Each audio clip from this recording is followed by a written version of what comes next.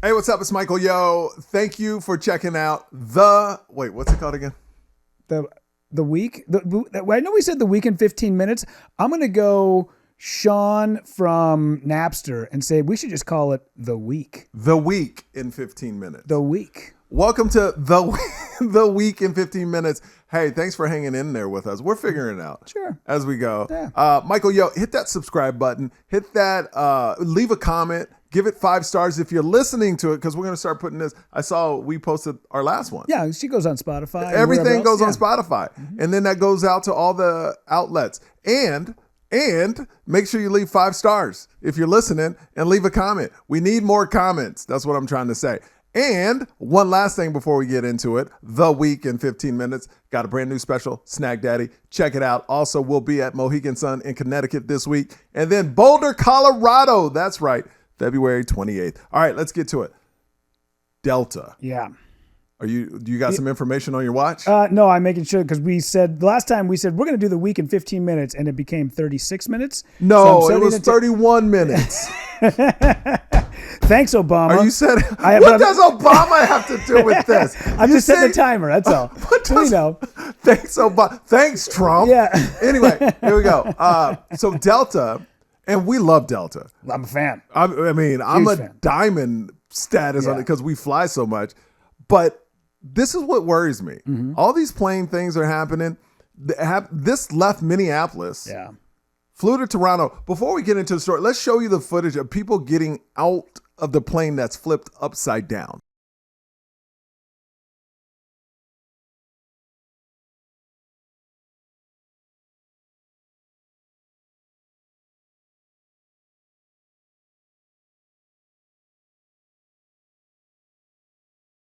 Okay, this is what worries me. Mm-hmm. Everyone has camera phones. Mm-hmm. There's cameras everywhere. Nobody has footage yet to show this thing flipped over or how it flipped over. And another thing is they have no more details they're releasing about this so far. This is Tuesday. Just to be honest, this is Tuesday. We're recording this at 2:25 Pacific Standard Time in the afternoon. But how do you not have camera footage or some footage of this thing flipping over? I did actually see some this morning. Did you? Yeah. So it comes in. It's coming in hot. You can tell like there is something that's not right, and it almost like the tail end kind of hits the runway, and then the front slams, and everything goes into flames on the back side of it. The front, and maybe that's probably luckily what saved everybody's life, is that the tail kind of hit first, and then the front of the plane comes down. Everything goes in flames back there, and then it sort of skids and then flips. And that's where, but luckily, I mean, how amazing is that? 80 people got out alive. Yeah, man. that's insane. Because here's what's interesting. The first stories kind of blame the wind. Mm-hmm. And then I was like, wind, it had to be a tornado to flip a plane over like that. No wind gust is going to flip a plane over. I've heard people who are pilots say that helicopters do not want to be in the air. That's why there's so many things that can go wrong, but planes explain it. Helicopters don't want to be in the air. What does that mean? But planes do. So a helicopter, the way that it spins, so there's a move that helicopter pilots, that's the first thing that you learn about helicopters, is that they basically have to take the wind and fight against it to get it to move. Where planes, they use the wind to keep it up in the air. That's why the wings, you put a little air underneath that thing, and that's how it goes. But the first thing they have to learn is your blades, they're at an angle. And if your plane catches like a tailwind or it catches like a gust and all of a sudden you lose sort of like a compression of air and you start to fall, you have to, within like a second and a half, flip a switch and it flips the blades of the helicopter the other way. So it almost acts like a plane. And then it'll catch wind underneath the wings, underneath the blades, and be able to bring it down slowly, much like an airplane. So wow, yeah. But watching this kind of unfold over the last couple of weeks, I'm okay to fly. I am too. Yeah, I am too. But since you saw the footage, let's actually show it right here. Let's show the footage right here. Okay, as you can see in this new video, it's taken from the cockpit of a plane holding short of the runway.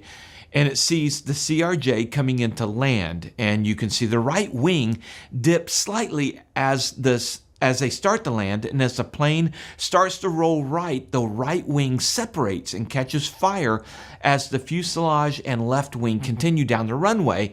Oh, okay. See, I knew it wasn't the wind. Yeah. That has to be operator failure. Yeah. Coming in way too hot. Yeah. It looks, you can even tell like when it's coming down, it feels like there's something not right. When you're just looking at it coming, I don't know what it is. I don't know. Like even just watching it, because you can see that it's sort of like a side angle and they're following. And also there's another part of me that sometimes goes, this is conspiracy theorist. Oh, here we go. But you know, when you see a viral video and then you think to yourself, well, why would anybody be filming that right at that moment? Like, check out this woman get hit in the head with a watermelon, but they're like filming her walking through the front door of a house. Why would you be filming a woman who's unsuspectingly just walking through the front door of a house? I say it's like a casino. Why would anybody gamble at 3:30 in the morning? But you walk through Vegas, there's always somebody. I with so many camera phones, so many different angles of people, somebody's always filming something. Mm-hmm. And that's why I was like, it's kind of, to me, it was suspicious when it didn't come out faster. Yeah. Like it took 2 days for that to come out. Sure. To me, that should have came out a lot faster, because like when, I don't want to divert, but when they talk about aliens and they're there, you know how many camera phones there are on Earth? If there was an alien, somebody would have got a picture of it. Yeah. If they were in that whatever thing in Las Vegas, what is it called? The Sphere? Huh? The Sphere? Wait, no, the Sphere. That's where groups perform, Rudy. I'm talking about this thing they have in the middle of the desert. Oh, exactly. Area 51. Yes. Yeah, okay. If there was there's too many people with technology to get that photo out. Yeah. You know, things leak in the government all the time, but Area 51, they're not going to leak. Yeah. Just move the White House to Area 51, then you will have nothing ever leak. Yeah. I mean, that's the ridiculousness of it. Now, I would have believed the conspiracy theory 2 days ago when these photos didn't come out. Mm-hmm. But now that the video came out, it's like, oh, okay. And I don't think it's a conspiracy. Somebody videoed it, because I think people are always videoing something. Sure. Okay. I see. Did you get anybody who reached out to you family-wise or anything that are concerned about your safety? Nobody cares about my safety, Rudy. Yeah, but you're from Minneapolis. Hopefully everybody reached out to you. I had a few people. Good. Yeah. I had somebody reach out to me and say, I wish you didn't fly so much because of all that's happening. And my response to them was, oh, I am not special enough to die in an airplane. And then they said, what would it take? Rudy, can we stop this conversation? Because we fly a lot together. We do. You know, yeah. I feel I'm special enough. Do you? No, not at all. No. I said, I don't feel like I'm special enough to die in an airplane. And then they said, what would it take for you to feel special enough? And I said, dying in an airplane. That's exactly what it would make me feel special enough. Well, my wife, you know, I got kids and stuff. And I think about that all the time. But like the pilot, we have a family member that's a pilot, and he goes 7 minutes up, 7 minutes down. That's all you got to worry about.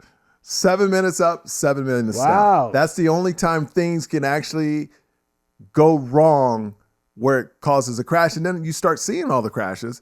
It's on the way up or on the way down. Yeah. Hardly ever, something tragic has happened midair for something to happen. But it's usually 7 minutes up, 7 minutes down. So now, since he told me that, the last 5 years I fly, I don't keep a stopwatch on it, but it's like that's the bumpiest usually. Yeah. You know, the 7 minutes up, 7 minutes down. And flying out of Las Vegas every day, it's a lot of bumps because you're in a valley, you know? And then when you fly into Colorado, it's a lot of bumps.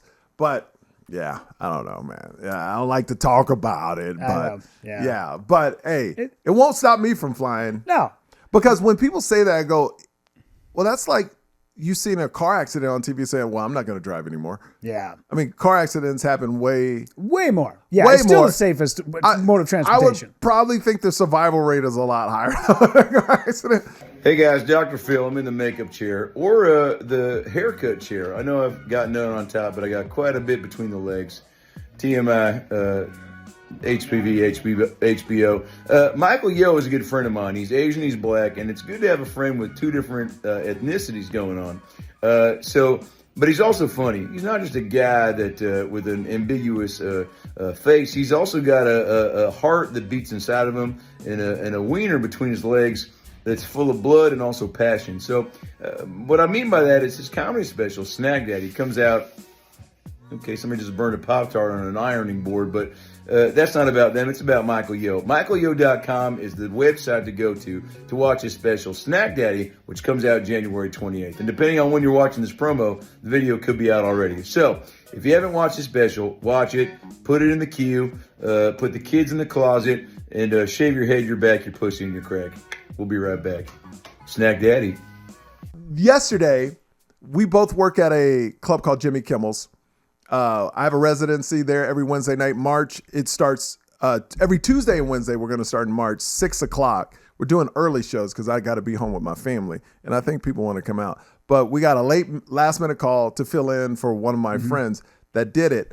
And Rudy, while I was running out, he goes, after the shows went great and everything. Thanks for everybody that stayed. But Rudy was like, hey, yo. And I felt bad because I didn't say bye. I rushed out the door. So my son, for the first time, was like, I want to read to you. So we were in his bed and he was reading this story, and it was such an amazing father and son moment. Then I get that call, and it's like, you got it, because the show already started when they called me. So I had to be there in like 35 minutes. So I had to rush out. And I left, and I came back in to get something, and my son was crying. Oh, yeah. And I caught it a little, and he turned his head. And I gave him a hug, and he wouldn't look. He goes, okay, Dad, no worries. I go, hey, I got to do this. I got to go. I was so devastated. Like, I tear up thinking, like, I let him down. I let him down in that moment. Oh, yeah, get used to it, my friend. And I'm telling you, it doesn't end. It hurt me so bad, Rudy. Yeah, it doesn't end. I'm telling you. It's and then I'm like rushing out to try to catch him before he falls asleep. And literally, my wife said 3 minutes before I got home, he fell asleep. And I was just devastated all the way till I saw him. I went in his bed, slept beside him. Oh my God. I know it's going to happen more, but it was the first time that I felt like I really let him down. Wow, really? Yeah. Oh, trust me. Because he's so used to me being gone, but not in the moment. Where it's like, we're having this great moment. It's like, boom, I got to go. Yeah. Like, usually it's like, Daddy's leaving Thursday. It's planned. But this was special, man. Like, he was reading to me, and he was so proud of the moment. Yeah. You know what I mean?